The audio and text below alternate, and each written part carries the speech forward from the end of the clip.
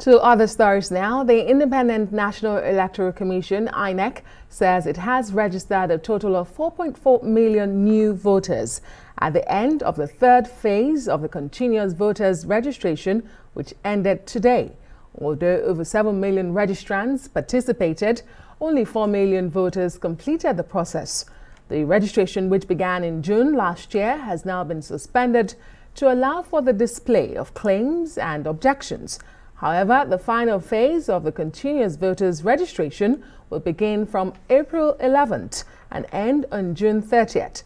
The electoral body is asking eligible voters yet to register to take advantage of the final phase to enable participation in the 2023 general elections. Right, for more on this, let's bring in Festus Okoye. He's INEC's National Commissioner and Chairman of Information and Voter Education. Thank you so much. Always a delight to see you on Newsnight. Well, what's INEC's assessment of the continuous voter registration so far? The numbers we're seeing, is it a sign that Nigerians are enthusiastic?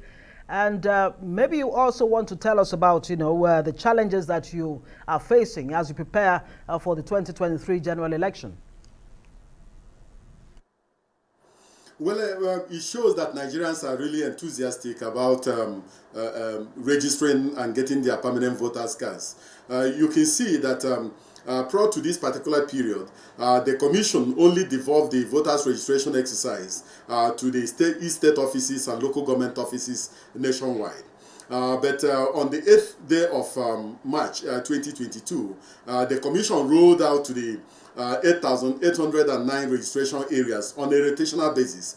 So we have devolved the registration to the registration areas, or what we normally call wards, on a rotational basis. So we believe that with this new approach that we have adopted, that more Nigerians will be in a position to register since the registration process will be closer to them. Unfortunately, we couldn't devolve to the registration areas before this period based on the fact that there were security challenges in some parts of the country, and we decided that it was important for us to roll out and roll back depending on the security situation, because we consulted all the critical stakeholders in the electoral process relating to the process of rolling out and rolling back. So Nigerians are really enthusiastic, and I believe that as we enter the fourth and final phase of the voters registration exercise, that more people will have an opportunity of registering. As of today, Nigerian youths between the ages of 18 and 34 are really leading the pack, and they are registering en masse. So the demography of Nigeria is changing, and we believe that with this new drive, with this new enthusiasm, and also with our rolling out to the registration areas, that more Nigerians will be in a position to register. But Mr. Okoye, the projection before this exercise commenced was between 16 million to 20 million registrants. And if at the end of the third phase we've had only 4 million, do you really describe that as enthusiastic? And thank you for giving us the demography that have registered so far. Can you go further a bit to give us where we're seeing this number? Because in the current voter register that I know and I understand INEC released for the 2019 elections, Lagos, Kano, Kaduna, Katsina states were leading the pack with the highest numbers of registrants. Is that still the same trend we're seeing with this current registration? Well, I think it's too early in the day to really give a breakdown in terms of which state is leading and which state is not leading.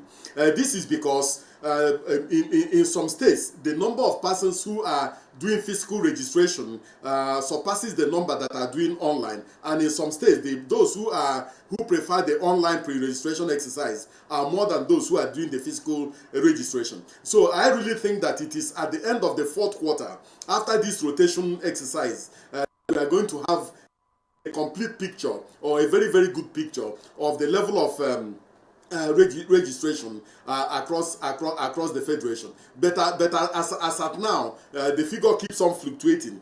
For instance, you know that we have election in Ekiti and in Osun State, And in Ekiti, we have just finished devolving to the registration areas. And then in Osun, we are going to begin devolution to the registration areas. And then we did that in Anambra during the election. So the figure is not static. But as of today, if you look at the total number of registrations, you will see that in terms of completed registration, you can see that a state like Osun has a total of 287,096 registered voters, while a state like Delta has 237,403. But these figures still have to go through our business rules and through our AFIS, because we need to make sure that we don't have double registrants or multiple registrants in our system. And so we are still cleaning up the register. And then in the next few days or so, the chairman of the Independent National Electoral Commission will address the media to give a date on when people who registered during the first, second, and third quarter will collect their permanent voters' cards, and also give a rundown of the states and locations where we have multiple registrations and malicious registrations. All right, Mr. Okoye, the last time you addressed the media, you raised a very, very vital issue that has to do with funding. You actually challenged the media to interrogate the issue of funding, as it's meant to be released 1 year to the election. What's the status of that now, and how much of a challenge really is funding to INEC? Well, in relation to the electoral management body, as of today, we have the funds necessary to carry out the activities that we have mapped out during this particular period. You will agree with me that the Electoral Act 2022 is still a very new act, and that some of the issues and some of the provisions have not been tested. But as of today, we have sufficient funds to carry out the activities we intend to carry out, and we believe that as we progress in this electoral process, that funding may not really be a huge challenge in relation to our operations. Challenges then, because you did talk about multiple registrations and the issue of IDPs. Maybe you want to help us expatiate that and how INEC is, overcoming those challenges.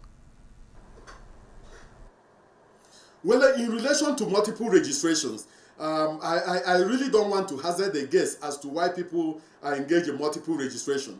But there are some people who have lost their permanent voters' cards. Rather than approach our registration officers to ask for a replacement, they simply go and register afresh. There are some people who have transferred from one place to the other. Rather than going to go and fill the form for transfer, it's simply go ahead and register again. But the truth of the matter is that we have our systems in place that detects multiple registration even across states.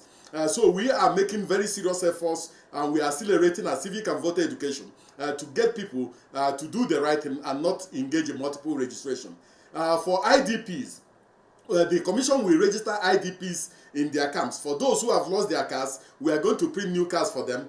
For those who have never registered before, we are going to get them registered. And then for those who are in areas where we can recreate their registration area and recreate their polling units, we are going to make sure that we get them to vote during the elections, because the law gives us the power and gives us the wherewithal to make sure that people who are displaced on account of one form of challenge or the other are not disenfranchised during the elections. Thank you so much, Mr. Festus Okoye, for keeping us up to date with that development. INEC's National Commissioner and Chairman of Information as well as Voter Education, Festus Okoye. Thank you so much again for being on Newsline.